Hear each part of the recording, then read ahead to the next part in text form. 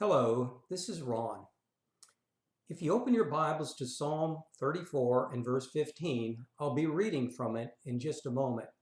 Today, we have only one verse contained in one sentence in Psalm 34 to consider in our devotional.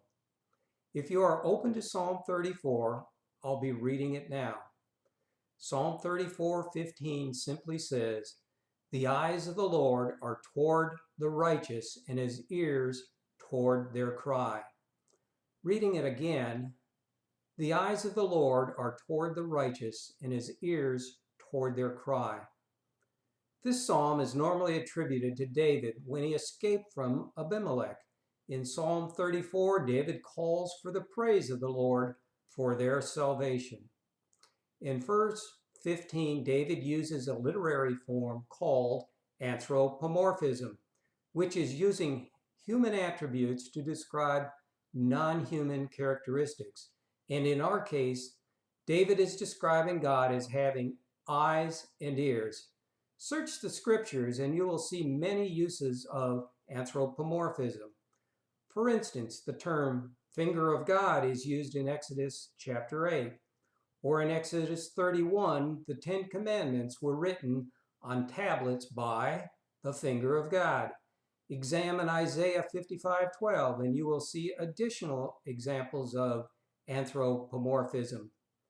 Anthropomorphism helps humankind with a finite mind to better understand our infinite God. When David says the eyes of the Lord are toward the righteous, we more easily connect with God's divine attributes.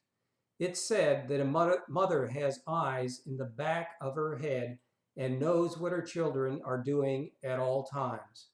Similarly, the phrase, "the eyes of the Lord are on the righteous," helps us understand God's omniscience. That is, he is all-knowing. Only God is inherently righteous, one of his attributes. Those who believe God will tend to act in a similar righteous manner.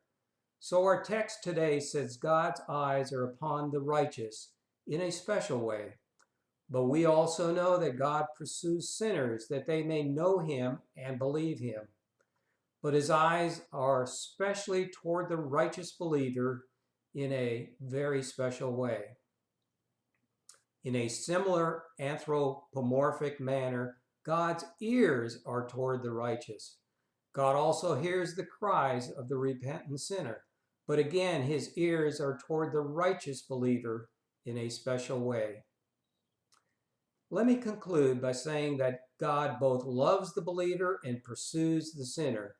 His eyes and ears are upon each, but they are toward the righteous believer in a special way. He sees us and he hears us. Thank you and have a blessed day.